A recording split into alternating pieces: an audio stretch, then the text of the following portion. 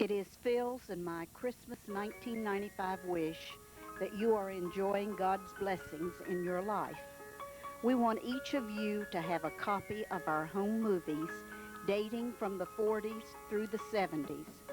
During each film, I will try to give some background, remembering that as time goes by, so does your memory and the names of some of the people.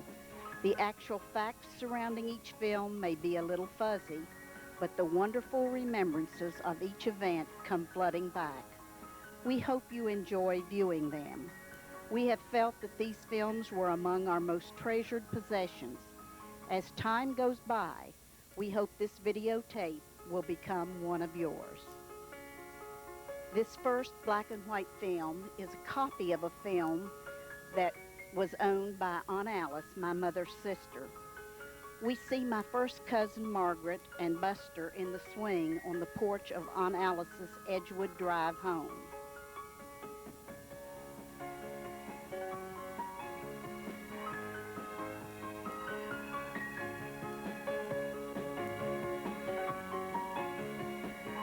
The balance of the film is of the Lilly reunion. Scenes here show Uncle Abe, he called Cousin Abe, my grandmother's brother, who was head of the reunion. And that's Pleasant Lilly, the oldest attendee at over 100.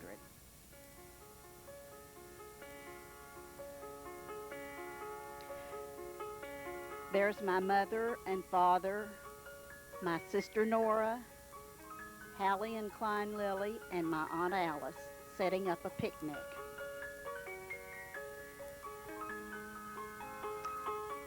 Uncle Abe sure enjoyed the reunion. He had to dance with everyone. This was a highlight of his life. At one time, he was Attorney General of West Virginia, had a thriving law practice, lived in the penthouse of the Ruffner Hotel, which he owned.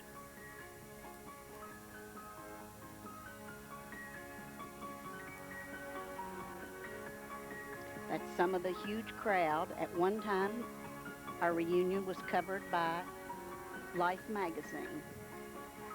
There was a flyover honoring Tick Lilly. They dropped rose petals from the plane.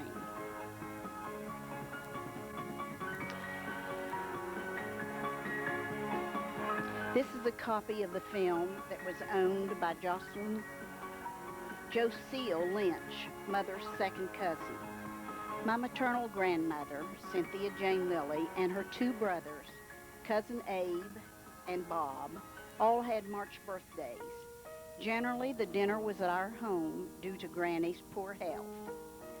Loved ones that I recognize, besides the birthday honorees, not necessarily in the order of their appearance on this film, are Alfred Lilly, mother's first cousin, his children, little Alfred, wife Charlotte, and their baby, and Johnny, who ends up putting his arm around me.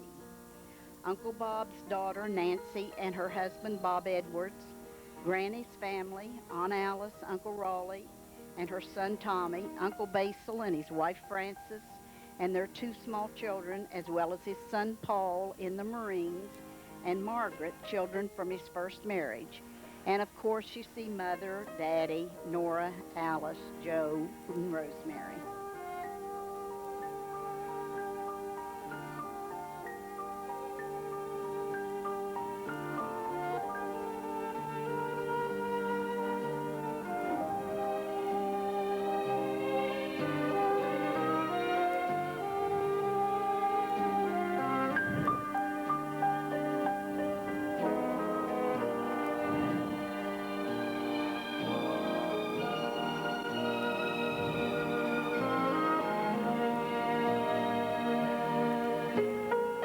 This film concludes with an Easter celebration of Alfred's family at the Capitol grounds in Charleston.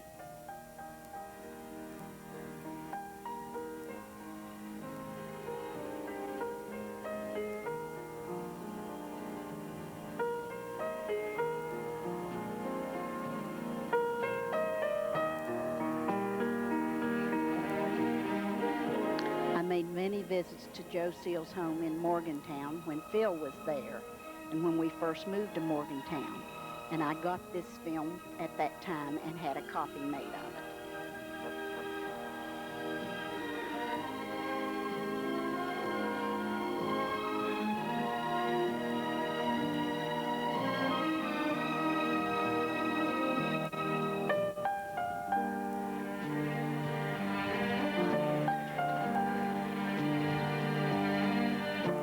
This film opens with Joe and a friend we can't identify arriving from a concert when he played trombone.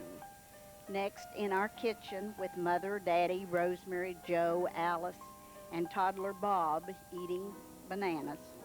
That's a genetic Bowden trait.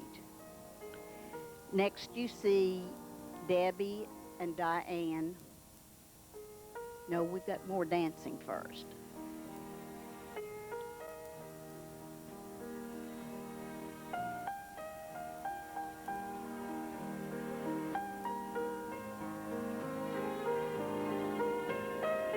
Next, you see Debbie, Diane, Joe, Rosemary giving a try at dancing in the living room at our Livingston Avenue home.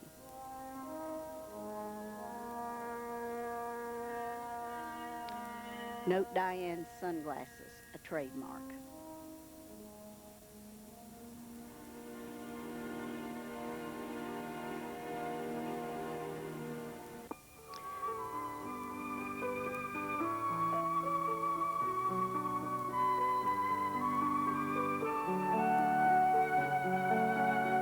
Joe loved those girls.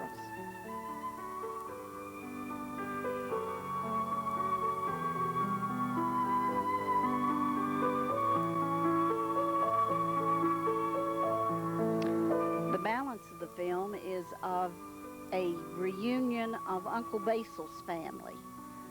I can't identify everyone, but I see some of his older children by his first wife. There's Paul, Tom, Stanley, Mildred, Margaret, and their spouses. And then he had another family when he married again after Sue died. And the names that we remember of the younger children were Bill, Cindy, Dora Alice, and Peaches. But which name goes with who, we can't remember. There is Aunt Alice, Uncle Basil,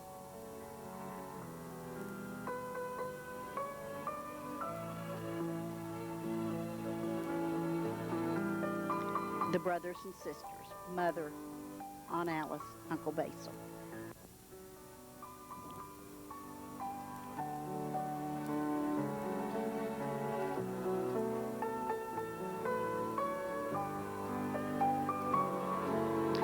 That's Eva Sue sitting beside Nora on the couch.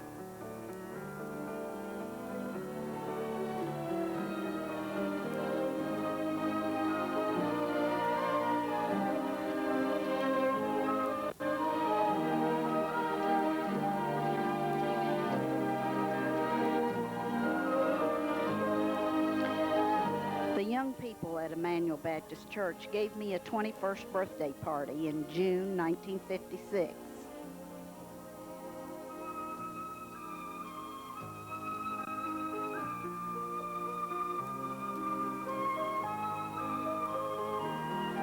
The next part of the film is a Bowden reunion. I believe it was on a visit by Uncle Oakley.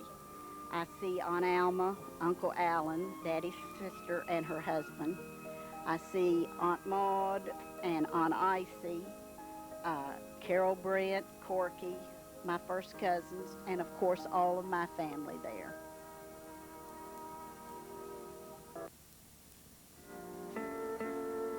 There's Aunt Mildred.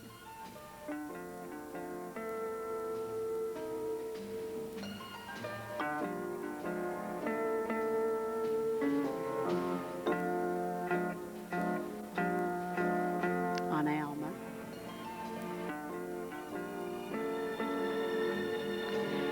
Next you see Debbie, Diane, Joe, and Rosemary.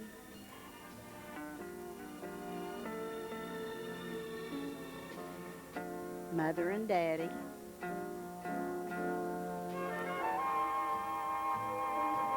And there's a glimpse of that good-looking Phil Sampson, home from the service.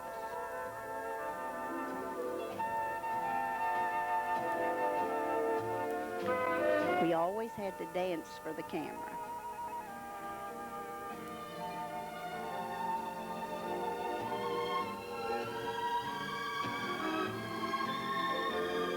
Here are a couple of lovebirds at the Capitol grounds. Thank heavens it was before films were rated, or we wouldn't have gotten past the censors.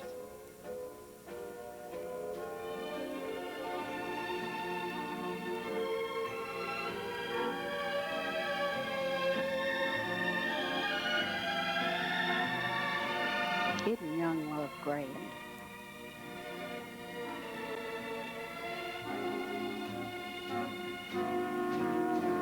This is a short clip of an outing at the pool at Camden Park.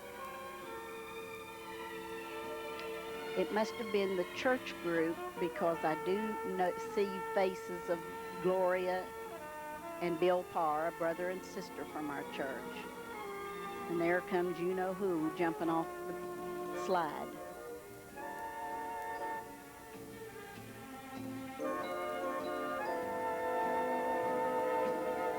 That's Bill Parr being so helpful.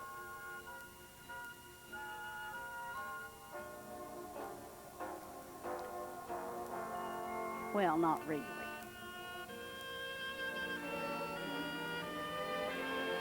This is a clip showing Daddy and Joe headed off to a Charleston Senators ball game.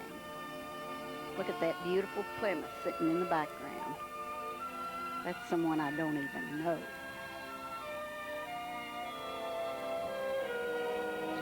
This film of the 1956 homecoming at Spanisburg is wonderful. Leaving the church, you see my mother, Aunt Alice, Preacher Carl, Lilly, Joe and Rosemary. Then walking toward the picnic grounds, you see my mother, Aunt Lou, Lilly Bowden, Naola Bam, Toller, Truman Lilly, Effie Lilly, Jane Lilly, Garnet Lilly, Nancy Lilly Edwards, just a lot of Lillies. I wish I could remember all the names. At one time I could have told you who every one of these people were. I can't today. I know the faces.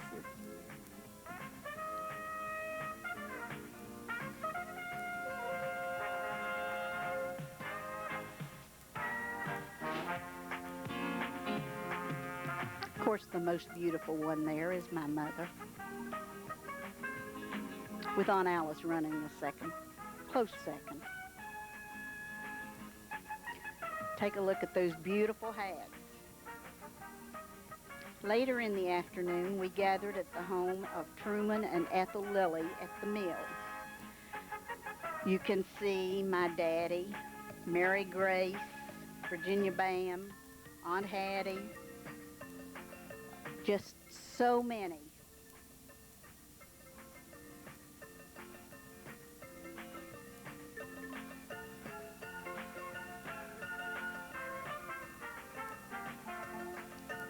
Joe playing under a beautiful tree. I spent many happy vacations visiting with these wonderful people sitting on that country porch.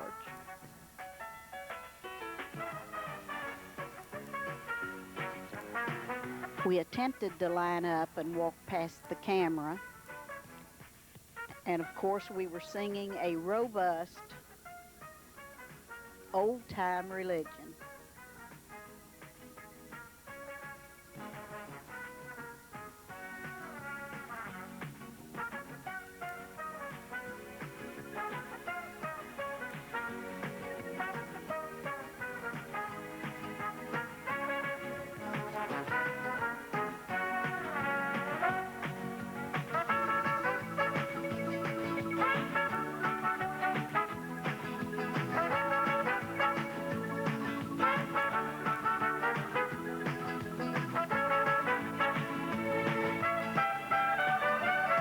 That's my dad walking toward the river.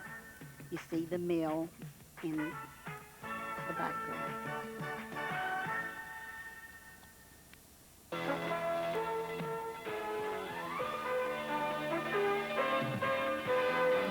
I'm sure each of you have remembrances of picnics on a riverbank.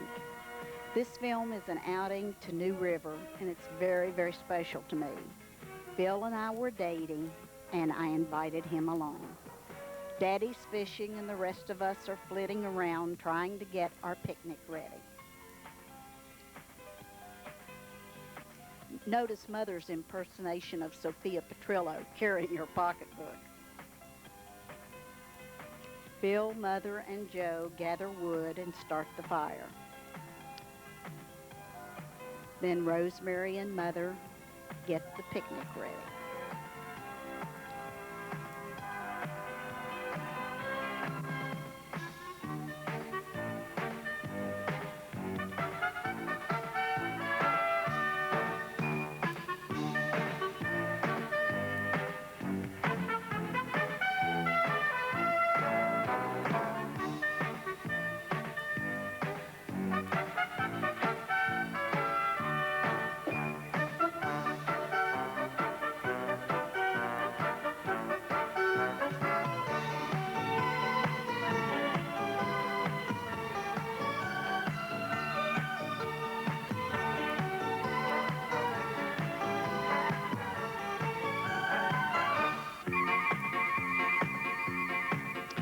Phil found some coal and was trying to break it up to help with the fire.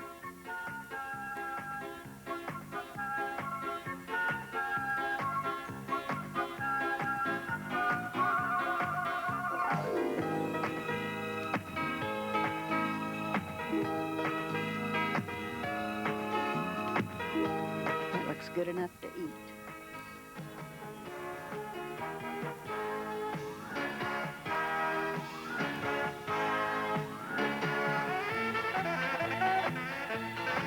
Now tell me, if you were a typical teenage girl, wouldn't you fall for that handsome man?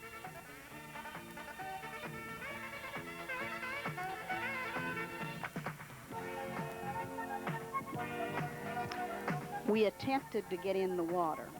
It was cold. Rosemary is very reluctant to get in. I want you to look at the seat of my bathing suit.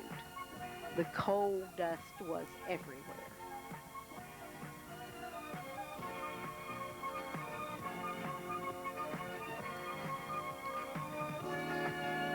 Joe got in, shoes and all.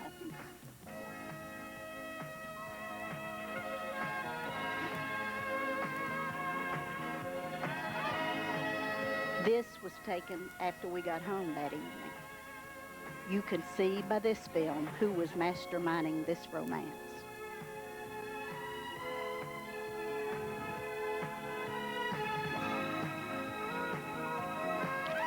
In July 1956, an enthusiastic bunch represented Emmanuel Baptist Church of Charleston at the American Baptist Assembly Grounds in Green Lake, Wisconsin, the furthest I had ever been from home, and I drove my new car.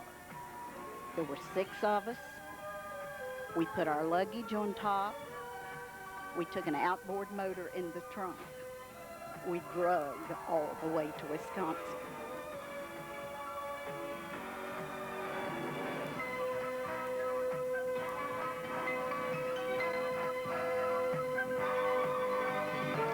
The grounds were beautiful. It had been a dairy farm that someone had left when they died to the American Baptist. And it had been converted to campgrounds. The lake was beautiful. Spent many hours on that water. They loaned us a boat. They had boats at the campgrounds. And the motor belonged to my boss at Bowden's, and I took it with me. The only people that I can remember that were along with me, that's Peggy Lanham, and in the background, Carol Pendle. They were high school classmates.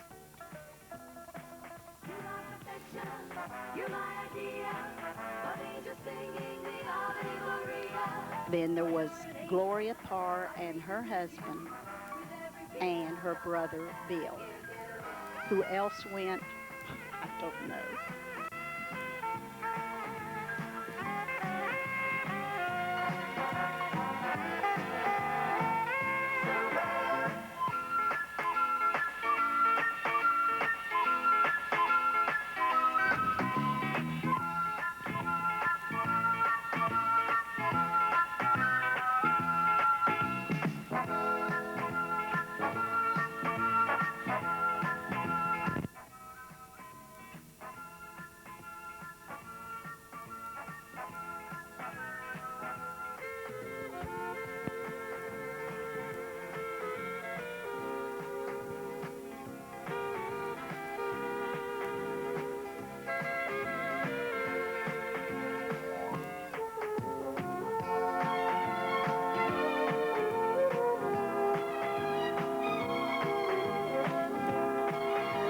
This week at the campgrounds made quite an impression on my life. I can remember that the booklet that covered the week's training had a little poem on the very first title page, and I will never forget it. And I think it had a great influence on my life. It said, "Life is like a journey taken on a train with a pair of travelers at each window pane. I may sit beside you all the journey through, or I may sit elsewhere, never knowing you. But if fate should mark me to sit by your side, let's be pleasant travelers. It's such a short ride."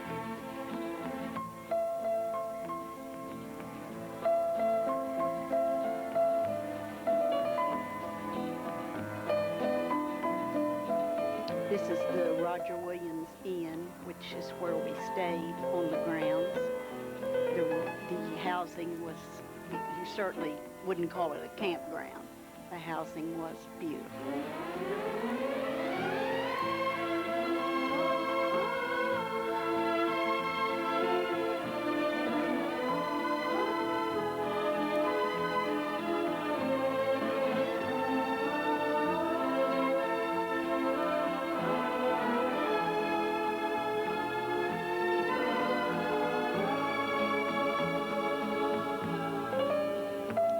A lot of the crops that were served in the dining hall. There were fresh flowers in all of our rooms every day. They had so many beautiful things on the grounds.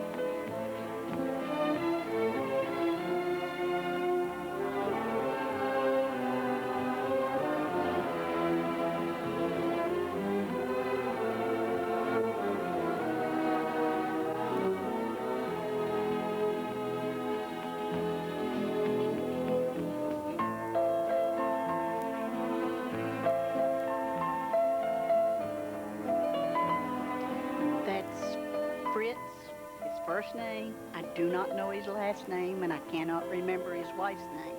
They were directors of the camp. He had been paralyzed in a diving accident as a teenager and had spent his life working with other young people in training.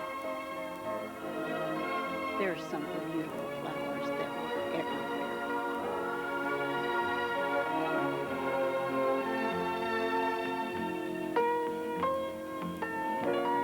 Their own greenhouse.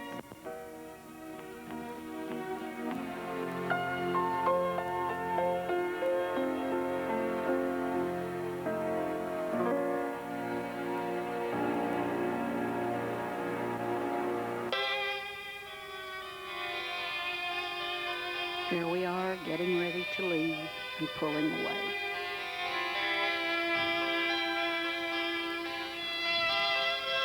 And of course, I had to go back to work at Union Carbide the next day.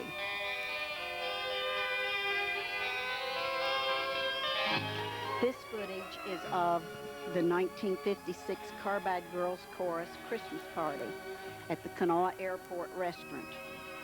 I wish I could remember some of the names, but as I look at this film, I cannot name a single person that was so important in my life at one time.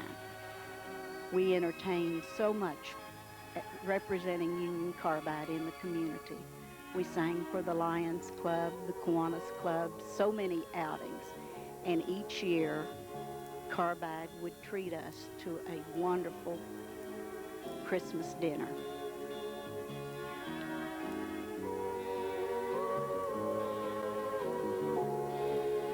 There's our director. I can't even remember her name. Thought I would never forget any of these people.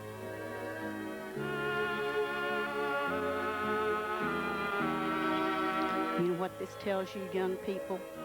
Write it down. The men are members of the Industrial Relations Department, composed of the party.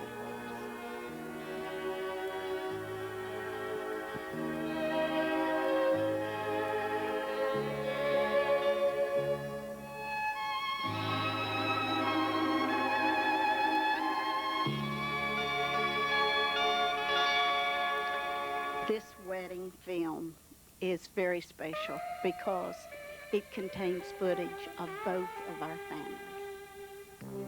My sister Nora singing True Love. Now this is practice. Coming down the steps, we were married at Aunt Alice's home on Edgewood Drive. Notice the smile. I'll tell you why in a minute.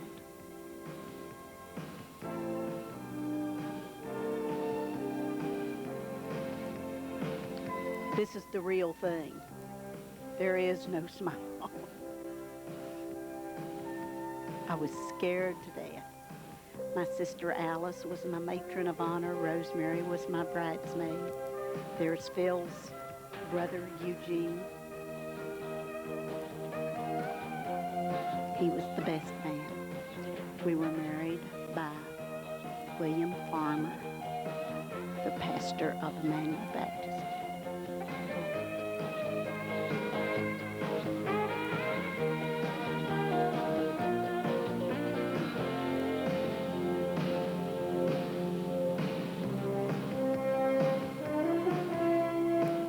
Kiss from that sweet brother-in-law while Phil twiddles his thumbs.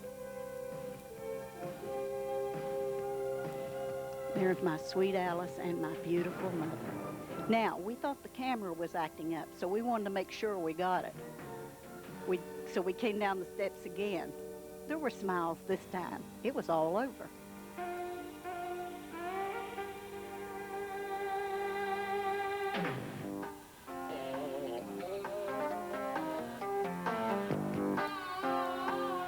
Gonna feed Phil that traditional wedding cake.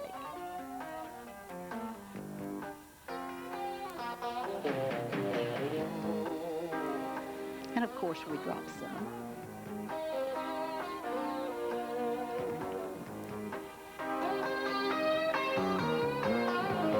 This is Phil's mother, father, brothers,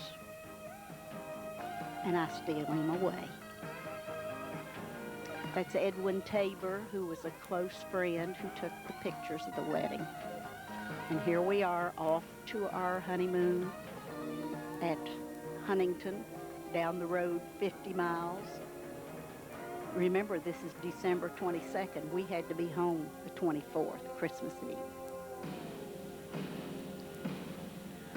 One of the highlights of the years of Union Carbide and singing in the chorus was in 1957, Carbide treated all of us to a weekend at the Greenbrier Hotel, the epitome of elegance.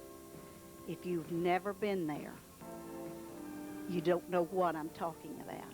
I found out then how the other half of the world lived.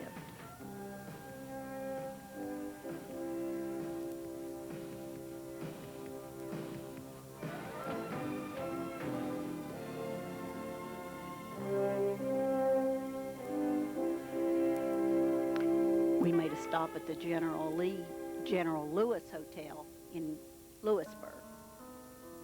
Now this is at the Greenbrier. We were ready to go to the dining room for dinner where there was a full orchestra.